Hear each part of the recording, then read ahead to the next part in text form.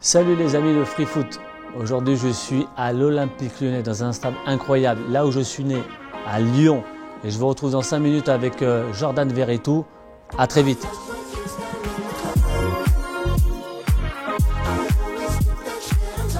Jordan, merci de nous recevoir chez toi, dans ton nouveau stade. Merci à vous de venir. Écoute, je suis très content de te voir, ça fait longtemps qu'on se croisait et je voulais parler un peu avec toi, un peu cette fin de mercato et cette arrivée à l'Olympique Lyonnais au dernier moment. Comment ça s'est passé? Est-ce qu'il y a eu des discussions avec l'OL en amont ou ça s'est fait vraiment au dernier moment? Ouais, ça s'est fait vraiment au dernier moment. C'est un mercato compliqué pour moi. Je pensais avoir fait 2 bonnes saisons à Marseille où j'ai vraiment tout donné et j'ai jamais triché. Quand on m'appelle pour me dire que je suis hors projet, un peu choqué et j'avais pas trop l'intention de partir non plus. Et quand ça t'arrive, voilà, après il faut vite rebondir. Et Lyon est arrivé en fin de mercato où ça a été très vite. J'ai eu le coach aussi au téléphone qui m'a appelé, qui m'a conforté dans mon choix. C'était important aussi pour toi par rapport à ça, d'avoir le coach. Bien sûr, j'ai eu une expérience auparavant où j'ai pas eu le coach au téléphone et au final c'est compliqué. C'est très compliqué. C'est très compliqué. Et voilà, pour moi, c'est le ressenti du coach, de savoir comment il voulait me faire jouer et puis parler un peu de ce club qui a une grande histoire. Et dans le vestiaire, comment tu te sens? Parce que tu vas avoir bientôt 32 ans là, dans quelques jours et forcément tu es un leader, tu es un mec d'expérience, tu as joué en Italie, à la Roma, tu sais comment c'est là-bas. Il y a la pression, bien sûr la pression à Marseille, mais à l'étranger elle est beaucoup plus forte. C'est un groupe qui est assez jeune, avec Corentin et Alex qui sont un peu plus d'expérience. Tu as pris ce rôle-là aussi dans le vestiaire de grand frère? Ou c'est venu naturellement? En fait, ça vient naturellement. Maintenant, je suis quelqu'un de assez discret dans la vie, assez timide.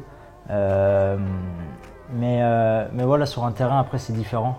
C'est différent et j'essaye d'amener ça aussi ici, avec l'expérience que j'ai eue auparavant. Et surtout parler aux jeunes parce qu'il y a beaucoup de qualité dans l'effectif.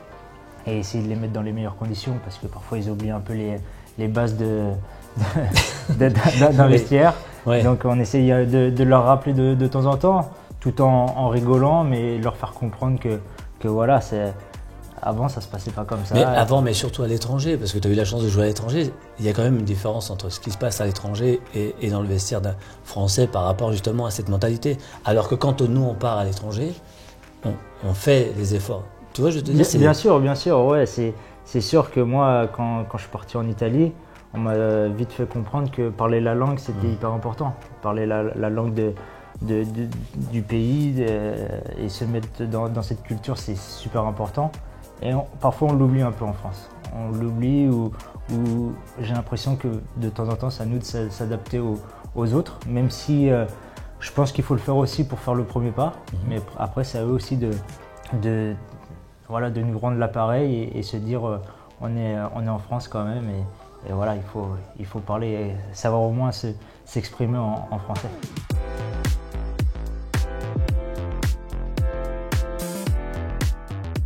Personnellement, comment ça se passe aujourd'hui avec un nouveau coach? On a toujours bien travaillé, que ce soit avec Pierre ou le nouveau coach. Pierre a fait du très bon boulot. C'était une surprise pour vous, le vestiaire de... C'est toujours une surprise dans le sens où je pense qu'il a quand même toujours eu des résultats, même si c'était une période un peu plus compliquée pour nous, surtout avec cette défaite en Coupe de France qui a fait mal. C'est comme ça, c'est le foot. On sait qu'un entraîneur, c'est aussi comme des joueurs, ça vient, ça repart. C'est malheureux parfois, mais c'est comme ça. Mais avec le nouveau coach, voilà, il a mis beaucoup de rigueur sur le terrain aussi. Toi, tu as eu la chance de découvrir beaucoup de Coupes d'Europe en Italie. Et c'est un objectif à l'OL aujourd'hui? Bien sûr, c'est un objectif. Tu es obligé de pouvoir penser à soulever un trophée. Je pense qu'il y a une histoire ici, surtout en Coupe d'Europe. J'ai regardé les matchs. J'étais jeune. J'étais jeune, mais on regardait les matchs. Et il y a une histoire entre Lyon et la Coupe d'Europe, et je pense qu'il faut le retrouver. Et pourquoi pas la soulever. Et est-ce que cette Coupe d'Europe peut vous aider par rapport au championnat pour essayer de grappiller et d'avoir cette 4e, 3e place que le président a envie de revenir aussi en haut de l'affiche avec cette Ligue des Champions? Ouais, je pense qu'on n'est pas largué. C'est sûr qu'on est en retard. On va pas se le mentir. On a perdu des points bêtes dans le championnat. Mais on n'est pas largué et on sait que tous les matchs sont difficiles. On voit que les équipes au-dessus n'y arrivent pas non plus, ils perdent des points bêtement. Donc voilà, c'est un championnat qui est difficile. Maintenant, l'Europe, le championnat, tout ça, ça fait que tout un groupe doit être concerné aussi et pas s'éparpiller aussi dans l'effectif. Et ça sera tous ensemble qu'on pourra réaliser de belles choses.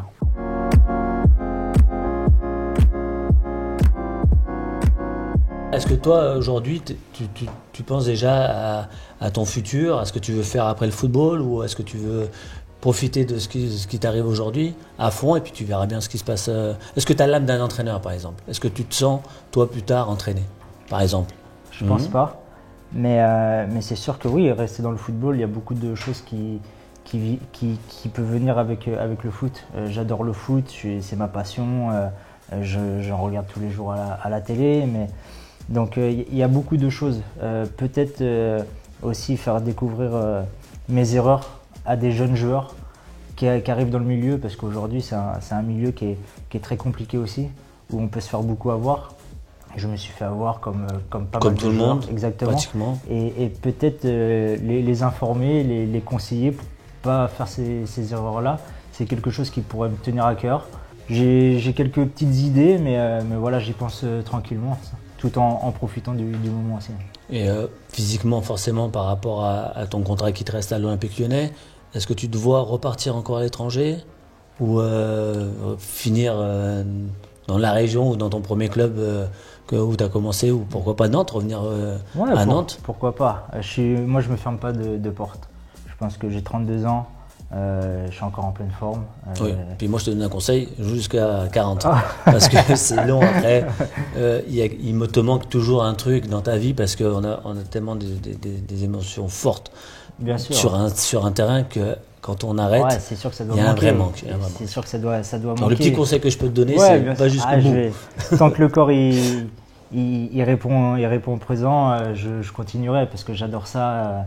Mais maintenant, il reste encore cette saison, bien la finir. Je pense qu'on n'a pas fini ce qu'on a commencé.